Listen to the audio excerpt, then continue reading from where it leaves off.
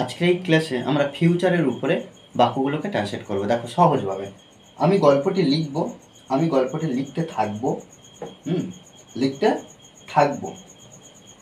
আমি যাওয়ার আগে গল্পটি লিখবো। দেখো এখানে বাক্যটা এটা সাধারণভাবে এখানে দেখো যখন এই যে কোনো ভার্বের সঙ্গে ব থাকবে, ব শুধুমাত্র এই যে বর জন্য এটা মনে রাখবো যে ব থাকলে আমরা কি করব, উইল ব্যবহার করব। ব থাকলে উইল ব্যবহার করব। আমি গল্পটি লিখব, তাহলে I will write, I will write the story. I will write the story. আর সবসময় মনে রাখতে হবে যে মডাল উইলটা কিন্তু একটা modal. Shall, will, can, May, must এই ধরনের যখন আমরা দেখব তখন তারপরে যে ভার্ব বসবে সেটা V1 সব সময় I will write the story, আমি গল্পটি লিখব। এখানে দেখো দুটো বিষয় আমরা একটু জানবো। আমি গল্পটি লিখতে থাকবো, সেক্ষেত্রে কি হবে, I will be writing the story.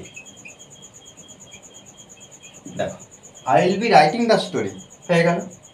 এবারে দেখো এই উইল বির সঙ্গে যখন আমরা ভার্বের সঙ্গে আইএনজি যুক্ত করব, অর্থাৎ উইল বির পরে যখন ভার্বের V4 ব্যবহার করব, তখন কি হচ্ছে, ফিউচার কন্টিনিউয়াস টেন্স হচ্ছে। কিন্তু উইল বি এর পরে যখন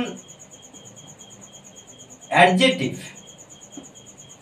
হবে তখন কিন্তু অর্থটা অন্যরকম হবে। তখন কিন্তু ভার্ব ব্যবহার করছি না, অ্যাডজেক্টিভ বা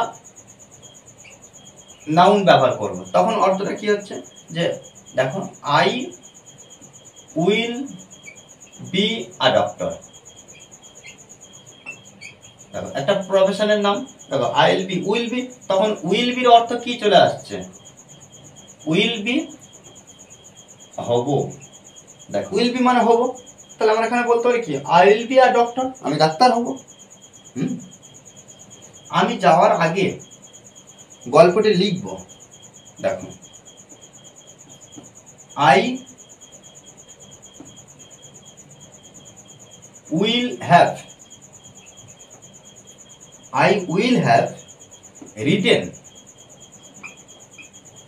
written I will have written the story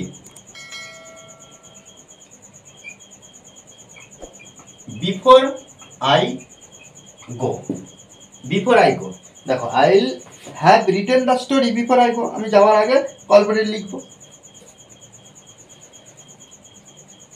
এখানে দেখো আমি যাওয়ার আগে গল্পটি লিখতে থাকবো আর এখানে লিখবো, দুটোর পরিস্থিতি একটু আলাদা। দেখো কেন, কারণ লিখতে থাকবো, যাওয়ার আগে কিছুক্ষণ সময় নেব কাজটা করার জন্য। I will have been writing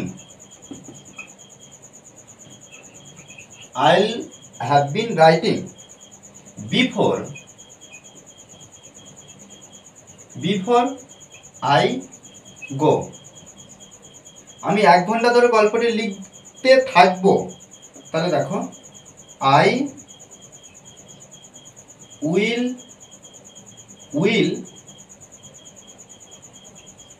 have been writing the story. I will have been writing the story for 1 hour. Okay, দেখো the story for 1 hour, 1 ঘন্টা ধরে। দেখো এভাবে কিন্তু এক একটা টেন্স ধরে, এক একটা এক্সপ্রেশন ধরে কিন্তু আমাদের ইংলিশে ট্রান্সলেট করতে হবে, আমাদেরকে প্র্যাকটিস করতে হবে। মনে রাখতে হবে যে প্র্যাকটিস বিকল্প কিছু না। ওকে, আর এই ক্লাসটি যদি ভালো লাগে অবশ্যই লাইক করবেন স্যার। আর যারা এখনো পর্যন্ত এই চ্যানেলটি সাবস্ক্রাইব করেননি তারা অবশ্যই চ্যানেলটি সাবস্ক্রাইব করে পাশে থাকবেন। Okay, thanks for watching this video.